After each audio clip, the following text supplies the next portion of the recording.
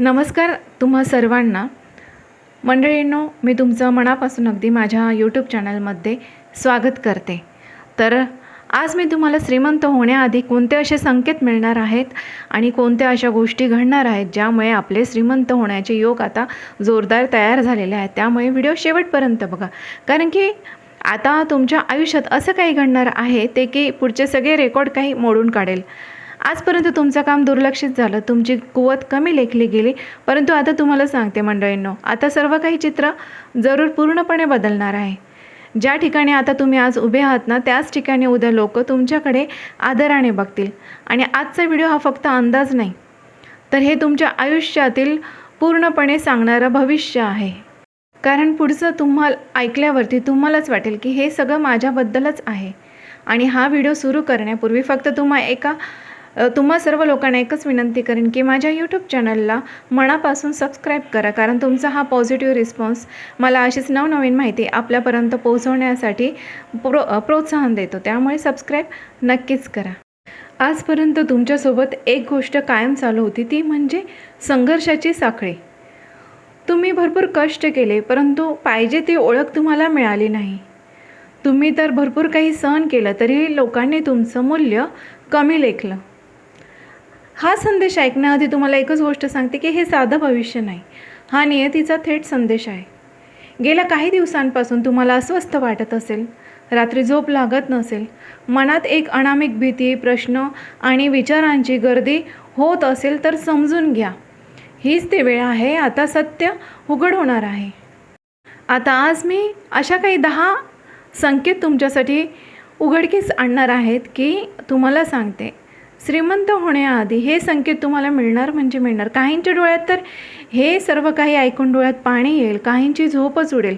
कारण हे जे मी सांगणार आहे ते संकेत फक्त भविष्य नाही सांगत, तर आजच्या तुमच्या काही चुकीच्या गोष्टी, सवयी, चुकीचे निर्णय, चुकीचे लोकही उघडे पाडतील. परंतु सावध राहा, कारण की हा इशारा दुर्लक्ष केला तरी ही संधी कायमच्या हातातून निसटू शकते.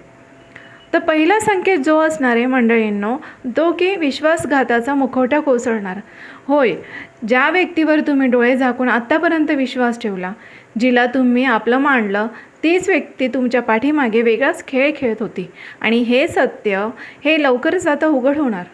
हा खुलासा अचानक होईल, एखाद्या बोलण्यातून, मेसेजमधून किंवा तिसऱ्या व्यक्तीमुळे, आणि त्या क्षणी तुमचं मन हादरेल. पण लक्षात ठेवा, हे नुकसान नाही, हे संरक्षण आहे. कारण की जे तुमच्या आयुष्यामध्ये आता चांगले संकेत येणार आहे त्याचा हा संरक्षण करणार आहे, आणि देव तुमच्यापासून चुकीचे लोक दूर करणार आहे, जेणेकरून पुढचा जो मोठा बदल कोणत्याही अडथळ्याविना तुमच्या आयुष्यामध्ये आता घडू शकेल. भावनेत निर्णय घेऊ नका, शांत राहा, कारण आज उघड होणारं सत्य उद्या तुमच्या विजयाचं हे कारण ठरणार आहे. आणि हाच तो अगदी महत्त्वाचा संकेत होता. दुसरा संकेत म्हणजे तुमचं अडकलेलं नशीब आता अचानक फिरणार. तर मंडळींनो, ज्या गोष्टीसाठी तुम्ही खूप काळ प्रयत्न करत होता, मग त्या संदर्भात नोकरी असो, पैसा, व्यवसाय किंवा एखादं महत्त्वाचं काम, हे सगळं जणू काही अडकून पडलं होतं. प्रयत्न होते, मेहनत होती, परंतु पाहिजे तसं फळ मिळत नव्हतं.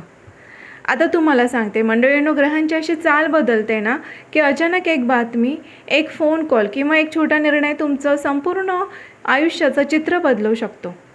जे एवढ्या दिवसांत, एवढ्या महिन्यात झालं नाही, ते आता येणाऱ्या काही दिवसातच तुम्हाला बघायला मिळेल. परंतु तिथे एकच महत्त्वाची गोष्ट म्हणजे हा बदल जो होणार आहे तो अहंकारासाठी नाही, तर हा शहाणपणासाठी होणार आहे. त्यामुळे घाई केली, लोभ केला तर मिळालेलं पुन्हा हातातून निसटून जाऊ शकतो. त्यामुळे मंडळींनो, संयम ठेवा, देवावर विश्वास ठेवा, कारण हे नशिबाचं वळण तुमच्यासाठी नव्या अध्यायाची सुरुवात आहे आणि श्रीमंत होण्यापूर्वीचे हे सगळे संकेत आहे. तिसरा संकेत जो मिळणार म्हणजे तुमचं दुर्लक्षित टॅलेंट अचानक प्रकाशात येणार. तर आज मी जे सांगणार आहे ते तुमच्या मनाला खोलवर भिडेल, कारण की ही भविष्यवाणी तुमच्या बाजूविषयी जिची किंमत तुम्ही स्वतः देखील कधी कधी विसरून गेला होतात. तुमच्यामध्ये असं एक असामान्य टॅलेंट आहे ना, तुम्ही विचार करण्याची तुमची पद्धत देखील वेगळी आहे, समस्या सोडवण्याची ताकद ही वेगळी आहे, आणि जे लोक पाहू शकत नाही ते पाहण्याची दृष्टी तुम्हाला लाभलेली आहे. पण दुर्दैव असं आहे की हेच टॅलेंट इतके दिवस दुर्लक्षित राहिलं. कधी ते घरच्यांनी समजून घेतलं नाही, कधी समाजानेही तुम्हाला ते समजून घेतलं नाही आणि कधी कामाच्या ठिकाणी तुमच्या कल्पनांना गांभीर्याने घेतलं गेलं नाही. त्यामुळे तुमचा आत्मविश्वास आहे ना हळूहळू कमी होत गेला. आणि मी खरंच काही करू शकतो का हा प्रश्न तुम्हाला सतत सतावत गेला. तुम्ही स्वतःलाच हा प्रश्न विचारत राहिला. परंतु लक्षात ठेवा, देव कधीही खरं टॅलेंट आहे ना वाया जाऊ देत नाही. तो फक्त योग्य वेळेची वाट बघत असतो. आणि आता ती योग्य वेळ आलेली आहे. अचानक आता अशी परिस्थिती निर्माण होईल की जिथे तुमचं कौशल्य समोर येईल. कदाचित एखाद्या प्रोजेक्टमधून, एखाद्या सार्वजनिक मंचावर किंवा एखाद्या संकटाच्या क्षणी तुमचाच उपाय, तुमचाच निर्णय हा सर्वांना मार्ग दाखवेल. आणि त्या क्षणी लोकांना जाणवेल, ज्याला आपण दुर्लक्ष केलं तोच आज आपल्याला वाचवत आहे, आपल्याला मदत करत आहे. ज्यांनी कधी तुमच्यावर विश्वास ठेवला नव्हता तेच आता तुमचं मत ऐकायला उत्सुक असतील. आणि हा बदल ना तुमच्यासाठी फक्त यश घेऊन येणार नाही, तर तुमचा आत्मसन्मानही परत आणेल. परंतु फक्त एक लक्षात ठेवा की यश मिळालं ना की अहंकार बाळगू नका, नम्रपणा ठेवा. कारण की तुम्हाला सांगते, नम्रपणा ठेवण्यामध्येच आपलं शहाणपण आहे. आणि जर तुम्ही स्वतःवर विश्वास ठेवला ना, मिळालेल्या संधीचा योग्य उपयोग केला ना, तर योग्य लोकांची साथ निवडली तर हे टॅलेंट आहे ना तुमचं संपूर्ण आयुष्य बदलवू शकतं. लक्षात ठेवा, आज दुर्लक्षित केलेलं टॅलेंट उद्या तुमची ओळख बनणार आहे, ओळख बनेल. त्यामुळे ही संधी ओळखा, हे संकेत ओळखा, कारण असे संकेत पुन्हा पुन्हा येत नाही. चौथा संकेत म्हणजे देवाची परीक्षा आता संपत आली. तर खूप काळ तुम्ही अशा अनेक गोष्टी सहन केल्या ज्याचं उत्तर कोणाकडेच नव्हतं. प्रयत्न होते, श्रद्धा होती, पण परिणाम मात्र निराशाजनकच मिळत होते. अनेकदा मनात प्रश्न आला असेल, देव खरंच पाहतोय का? पण लक्षात ठेवा, देव पाहतोय, देव उशीर करतो, परंतु अन्याय मात्र कधीच करत नाही. आणि तुमच्या आयुष्यातील ना प्रत्येक वेदना, प्रत्येक अश्रू, प्रत्येक शांत सहनशील क्षण ह्या देवाने नोंदवून ठेवलेला आहे. आणि आत्तापर्यंतची ना तुमची सगळी ही परीक्षा होती. आणि ती परीक्षा होती म्हणजे ती तुमच्या संयमाची होती, तुमच्या कर्मांची होती आणि तुमच्या श्रद्धेची होती. आणि आता ही परीक्षा संपत आलेली आहे. खरंच सांगते मी तुम्हाला, ज्या गोष्टी तुमच्या थांबलेल्या होतात ना, ज्याच्यासाठी तुम्ही स्वतःला बदललं, त्या सगळ्यांचं आता फळ मिळण्याची वेळ जवळ येत आहे. अचानक अडथळे कमी होताना दिसतील, मन हलकं वाटेल आणि परिस्थिती हळूहळू तुम्हाला तुमच्या बाजूने वळताना दिसेल. परंतु फक्त एक लक्षात ठेवायचं आहे की देवावरती विश्वास ठेवायचा, राग करायचा नाही, रागाला बाजूला ठेवायचं. कारण की ह्या सगळ्या गोष्टींमुळे ना आपल्या हातात मिळालेलं यश देखील आपल्या हातातून निसटू शकतो. त्यामुळे की देवावर शंका घेऊ नका, राग आपला कमी करा, अहंकार बाळगू नका, शांत राहा, नम्र राहा, योग्य कर्म करत राहा. कारण आता देव फक्त पाहत नाही, तर तो देण्याच्या तयारीत आहे. आपली मेहनत आहे ना, मेहनतीवर विश्वास ठेवा, मेहनत आपली चालू ठेवा. आपल्याला यश हे नक्की मिळतं म्हणजे मिळतं. हे श्रीमंती येते म्हणजे येतेच, तुम्हाला सांगते. पाचवा संकेत म्हणजे हा एक निर्णय जो तुमच्या संपूर्ण आयुष्याची दिशा बदलणार. लवकरच तुमच्या आयुष्यात असा क्षण येणार आहे जिथे तुम्हाला थांबून विचार करावा लागेल. आणि हा क्षण साधा नसेल ना, कारण एकच निर्णय तुमचं संपूर्ण भविष्य बदलणार आहे. हा निर्णय नोकरीमध्ये असू शकतो, व्यवसायात असू शकतो, पैसा किंवा नातेसंबंधाशी संबंधित असू शकतो. तुमच्यासमोर पर्याय दोन असतील. एक सोपा असेल जो की भावनेतून घेतलेला, आणि दुसरा कठीण असेल जो की बुद्धीने घेतलेला. परंतु लक्षात ठेवा मंडळींनो, विजय नेहमी बुद्धीच्या मार्गानेच होतो.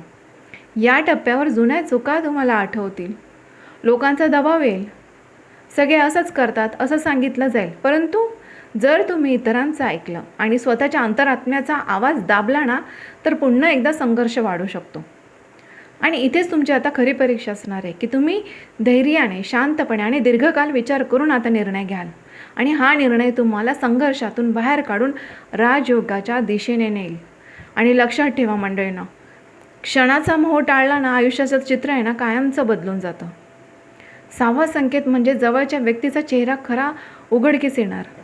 तर काय असतं की तुमच्या आयुष्यात आहे ना अशी एक व्यक्ती आहे जी तुम्हाला कायम तुमच्या आसपास राहिली, तुम्हाला सल्ला दिला, तुम्हाला असं वाटलं की ही व्यक्ती मला खूप साथ देते.